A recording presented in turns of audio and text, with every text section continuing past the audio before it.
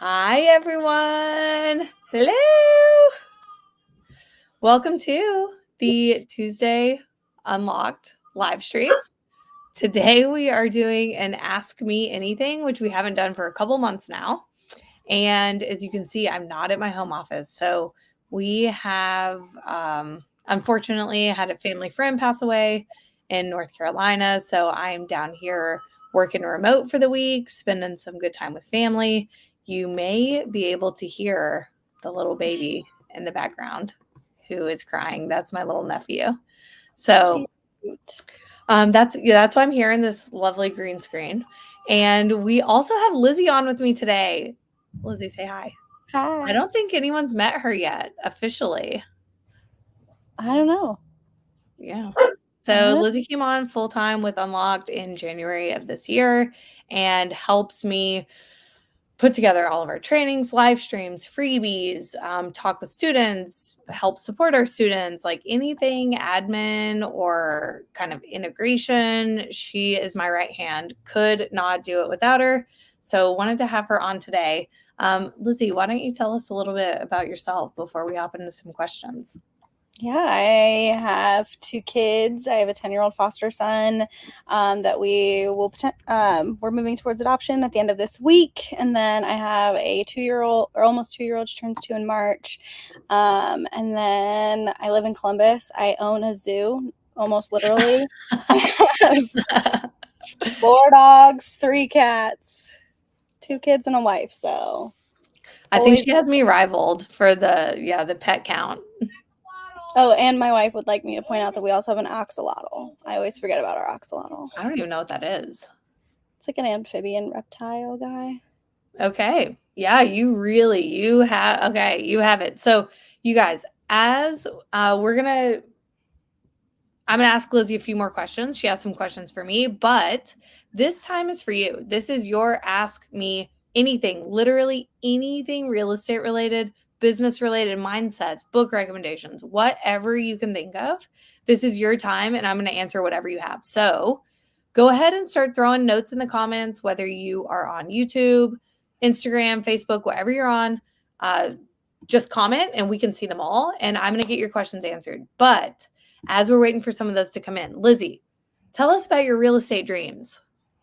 Oh, my real estate dreams. I started thinking about investing in real estate in 2021. I had a family member pass away unexpectedly, and I was like, it left our family kind of scrambling, and I was like, I want to leave more behind for my family. So I originally thought I wanted to do short-term rentals, looked into that, didn't want to do that.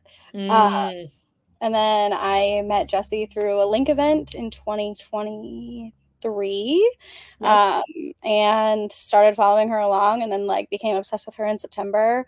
There's one person that tries to rival me on being her stalker, but I think I was the first original one. Maria, you're getting a shout out right now. The OG stalker turned right hand. Yeah, and then I started working for her, so I think I win. So I really want to. My sister and I are going to invest together, and we want to own enough rentals for our spouses to not have to work anymore. We both like working; they don't. Okay. Hey, you know what? That's a dream. If I could retire Laura, we're working on it. So, well, thank you so much for being here, for helping me with all that you do. I literally would be crazy without you. So, looks like we have some questions that are starting to come in, and I know we have some from elsewhere in the group. So, if you want to, Lizzie, try to find some of those. Mm-hmm. Yeah. So, someone is asking, what software do I use to analyze a deal? And that is a fantastic question. I'm actually going to share my screen for this one because it's hard to explain just without a visual. So this is our BRRRR calculator. It has been custom developed from an Excel builder based on the BRRRR method and based on the way that we teach our students. So it started as something that I've been using for years and years. I would say since 2018, and it has really kind of come into its own. All of our students know the calculator well. I'm trying to figure out how to share this. And find a lot of value. So we can't tell you necessarily is something a good or a bad deal from your own. I don't know what your threshold is on what you consider good or bad, but this tells you black or white how a deal will play out. And then from there, you can decide, is that a deal that works for you in your buy box or not. So this is our BRRRR calculator. It's broken down into, some details, of course. You can track your comps, you can track your links to a picture, and then it's broken down from like buy, renovate, rent, refinance. Those are your inputs. And then we have all of our results sections. So it's going to tell you how much will it require to close that deal, on the hard money side. How much will you owe at refi? Any projected monthly carrying costs, so you know how much money to have put to the side. Projected refi, what will your principal, interest, taxes, and insurance be when you paid this thing off? Projected, we have our monthly rent, projected cash flow, and then we have some really cool stuff. So we have our KPIs. So your payback period basically is just saying, how long will it take me to get all of my money back out of this deal? That's a huge indicator. When I was first buying, we were underwriting at a 24-month payback period. I needed to get all my money back in less than 2 years. Okay, with rates where they are, it's going to hurt your cash flow. So we've bumped that up to closer to a 5-year payback period. But you can determine what's important to you. And then this just tells you what the answer will be. And then we have a really, really cool section. So this is essentially based on percent growth in property value, also in your expenses, right? Your expenses will change over time. So we have an entire section that's projected monthly cash flow and projected equity over the next 30 years.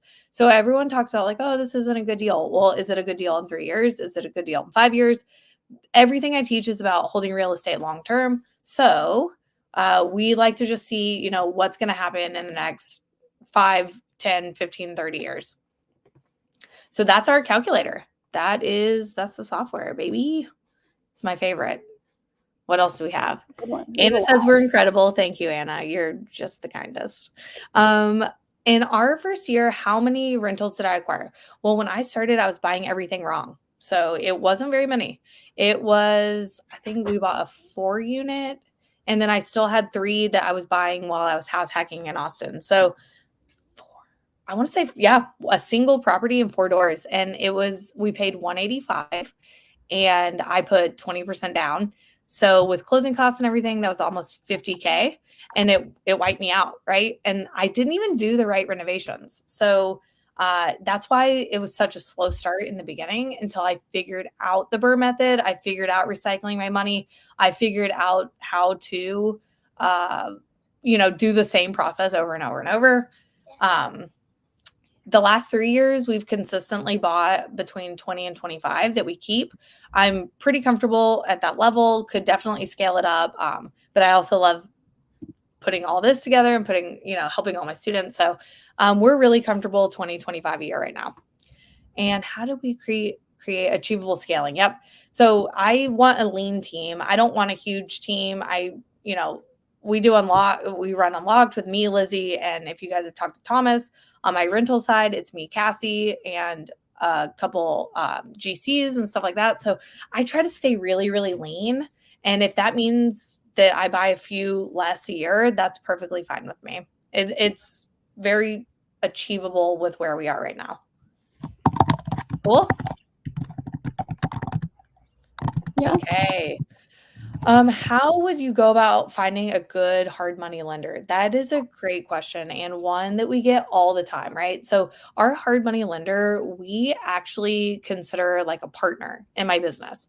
Like truly, it's a relationship that it's vital. I ask advice. I provide updates on, where I'm going with my business and how we can work together to get me there. And so I I have found almost every single team member, every single partner in any of my businesses through personal referrals.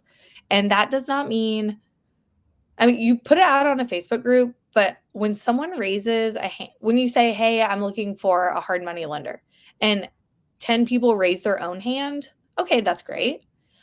What is more important to me is when someone else says, "Hey, I used so and so and I had a great experience." So that third party referral for me is huge. Um, that's really honestly how I find about everyone on any team that I have. And same with hard money. It's word of mouth and referrals. So we use Kiavi. No big secret. Tyler Rivers was on a live Weeks stream. ago? Yeah, I Last week? think a 2 couple weeks weeks ago? ago. So, if you comment here and you want access to that replay, Lizzie can get you hooked up.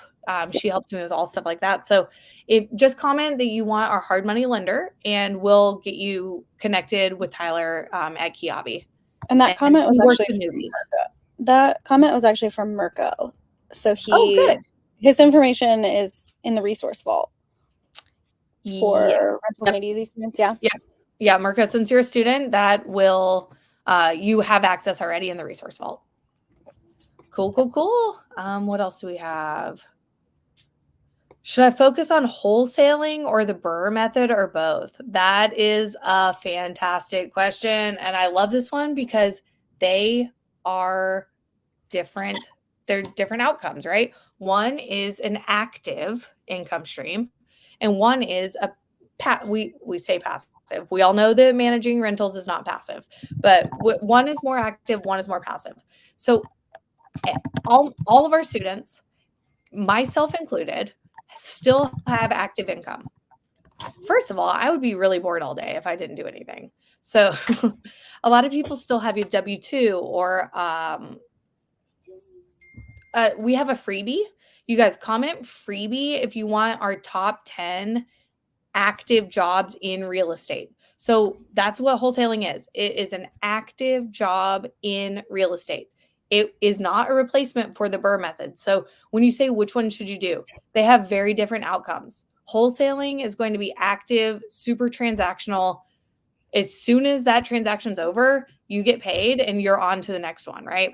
Whereas a Burr method or a long-term rental, you're going to have tax benefits, you're going to have appreciation, principal pay down, you're going to have all these benefits that increase as time goes on. It gets better every year that you own a rental. The situation gets better. It gets better every single year. So which one should you do if you want to wholesale to raise capital as your active income? The answer is both. They're both very important. You have to make money somehow. Cool. Yeah. Lars is here. I think we had a couple questions from Ravi. Nice. Lots of people want the freebie. Cool. Yeah, I will send over to everyone. Oh, this guy. Is it this one? Nope, it was the title to a house. This guy. Okay, cool. So you guys, there's like a really easy way to let me see who's commenting, because all it says is Facebook user. So it's hard to talk to y'all if I don't know who you are. So if a homeowner has title to a house and wants to sell a property by themselves without an agent, what restriction does a 1031 exchange do for a real estate investor versus outright sale? So I don't know that having an agent involved would have any impact on your 1031. So you would need a custodian. You could get a connection through your CPA or your real estate attorney. You need a 1031 custodian. And the benefit of a 1031 is that you're deferring your capital gains tax. So if you do an outright sale, you will get, that you'll have proceeds, ideally, assuming that you did it right. You would have proceeds, but you owe taxes. You owe your capital gains taxes on those proceeds. If you 1031, there are restrictions on what property you can buy, and it costs a little bit of money. I don't know, maybe $2,000. If anyone knows how much a 1031 costs, let me know in the comments. So there's some costs, and then it's a restriction on what property you can buy and when you can buy it. So it has to be like real estate. You can't sell a single family and go buy a multifamily. They have to be like for like. So I would speak with the custodian on exactly your situation. Alrighty. Oh, and then Carrie asked what your long-term goals are. Carrie asked my long-term goals. I get this one all the time. I know. I get this one all the time. And no one likes my answer, including my wife, because my answer, she's like, when is enough enough? And my answer is when I stop having fun. That's truly my answer. I am having so much fun building this business, building our wealth, building our retirement. I mean, projection in the next 10 years, I mean, I probably wouldn't have to work again today, but in the next 10 years, we'll absolutely never have to work again. In the next 30 years, if I did not buy a single additional rental property and everything we own is paid off and it appreciates at 5% year over year for the next 30 years, our portfolio today will be worth $40 million. Insane. It's insane. And so what are my goals? I don't know, Carrie. I'm having a hell of a good time. So I built the machine. We have systems, we have teams, we have processes, we have all of this. Why would I stop plugging into the machine? And I know Carrie well. I know her business well. And she is, Carrie, you love trying new things. And I love that you love that, but I don't. I just buy the same house over and over and over and over, right? So I built it. I'm not having to go out and reinvent the wheel every single time. The machine's built. I just plug the address in and it goes. So why would I stop? That's my real answer. You never will. I won't stop. When I stop having fun, I don't know. My realistic answer is we'll probably reevaluate around 100, probably 125 single family. I think that would kind of max out what I can do with me and Cassie. Yeah. Before she goes crazy. Okay, y'all. Is this fun? Let me know if this is fun. Just kind of, I know it's a little different than what we do every week. Just kind of hanging out. I love these ones. They're my favorite. Oh, look, Todd. We have Todd. Oh, it's so good to see who you are. So finding a good CPA and attorney seems important. Should we just ask others who they use?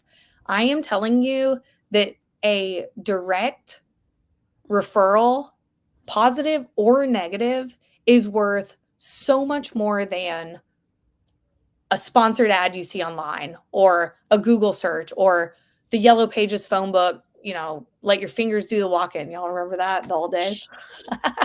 No, I don't. Oh yeah, you're yeah. That was like the old saying from Yellow Pages. So in front of any of those strategies, which could be valid, for me is that direct referral. If I come and say, hey, Lizzie, who do you use as a CPA? Do you like them? Do they respond to your emails in a quick way? How much do you pay? Blah, blah, blah. And, my attorney, I'm grandfathered in at 2 years ago, right? So I pay may be different, but long story short, it's like you can get a really good idea what it would be like to work with a contractor, CPA, hard money lender, appraiser, inspector, agent, any single person on your dream team. That first person recommendation is worth so much more than any other resource out there, in my opinion. Nice. So what does that mean? You have to get out there and talk to people. You have to build a community around you. Real estate is not successful in a silo. So get out there, make connections. There are so many resources on the internet. It's insane. Obviously a lot of you are part of my Facebook group. There are nationwide dozens and dozens and dozens of others. Then you can check your local groups. And that is how I have built my business, is by social media groups and just asking other people what their experience has been. Cool? Yeah. Thank you, Todd. Lizzie, what else do we have? What are some good ones? Brian, I'm cheating. I have the live up on my phone so I can see who's Oh, coming. yeah. Tell me who everyone is. Okay, cool. Brian Hain is asking what the best advice you can give for an out-of-state investor. Yes, out of state investor. Boots on the ground. You have to have a trusted boots on the ground. Someone who, right, you could have the best relationship with your GC ever, ever. We talked about this earlier today on a student call. So you could have the best GC in the world, but when you go to do that punch list walkthrough, meaning punch list, you're checking that the outlets work, hot water, doors closed, windows, you're checking your final payment checklist, all your function and safety items are completed. You have to have someone who represents your company present at that walkthrough. It is the only way in the last 5 years that we found that your uh, expectations as the owner are being met. And Right. again, you could have the best GC. I love our GC. We have a fantastic professional and personal relationship, but I'm someone from my team is at every punch list walkthrough. Period. So that boots on the ground is critical. Get to know, and my answer to everything's going to be community. Get plugged in with the community. Truly, people who understand where you can throw out, a neighborhood and say, "Hey, what do we think about this? What are, what are the expectations for a house of this price or what this is an important one, knowing your market. What are common issues from that level or the build years of a house or weather wise, right? So I just learned recently that and it makes sense, but I never would have even thought to learn to ask this, but New Orleans, we have an investor, a student who's investing in New Orleans, and he says that you need a new roof. Like our roofs are 20 to 30 years here in Columbus. So if a roof is 10 years old, I'm like, great, perfect. In New Orleans, you replace your roof every 10 years. So if your roof is 10 years old, to me, in my market, that means that I've got 20 years left on it. Probably not going to touch it, give it a little tune up. To him, it means a new roof. So knowing your market specifics on like home conditions, weather, considerations, all that is critical. How do you learn that? Through a community, through people who've done it before. So how many I like this one. How many rental properties does it take to quit a W-2? I don't know. I don't know how much you make at your W-2. I don't know what your lifestyle is like. What I can tell you is that you need to know those numbers. And we had Perry Jeffries on our live stream. You guys, if you want, let's do keyword financial planning. Type keyword financial planning if you want us to tag you in that training, because Perry went over this in detail, figuring out how much you spend, figuring out your net worth, figuring out you do a little calculation and it gives you a time frame. So when we're talking about financial freedom, he taught us that once you hit 30 years with this calculation, if it comes out to 30 years, you're considered financially free. So if you guys want that training, we'll go ahead and tag you in it. So how many rentals I don't know. I can't tell you that. I don't know anything about your lifestyle or anything like that. And it depends. We used to underwrite deals at $300 a door when rates were in the fives. I'm still buying real estate at the same pace with cash flow in the $100 a month. So it would take 3 times as many to get to that same monthly cash flow today. But remember, we're buying real estate long term. So there's refi opportunities there. I mean, a portfolio is not stagnant, right? You're coming and going. You're buying, you're selling, you're refinancing. So unfortunately, I cannot tell you exactly how many it takes, but Perry can. If you want that financial planning, just comment and we'll get you connected there. Okay, we have time for a few more, Lizzie. What were some good ones you're seeing? Valerie did one about wholesaling. Okay. Oh, you put it up. Okay. When buying a wholesale deal, should I be getting title insurance as a buyer? Yes, absolutely. What other things should I watch out for when buying a wholesale deal? So, Valerie, absolutely title insurance. I don't care where the deal source is. That title insurance is there to protect you if there is any error through the title transfer process. It costs it has a cost. It definitely does, depending on depending on the purchase price. So it could be anywhere from $500 to $2,000. I think you're buying in. We've spoken. I think you're buying in Central Ohio. So um, I would I would always buy title insurance. And then what other things to watch out for when buying a wholesale deal? Do not take any information from the wholesaler as face value. I was a wholesaler for 4 years, and I am telling you, we gave you all the information we possibly could, but that was from our point of view, right? Any person advertising anything, it is from their point of view. So you have to do your own due diligence. So do your own due diligence, confirm square footage, bed, bath count, obviously have your contractor walk it, your boots on the ground if they are very experienced. Um, if enough photos are not provided by the wholesaler, you can get your boots on the ground to get you more pictures, all that.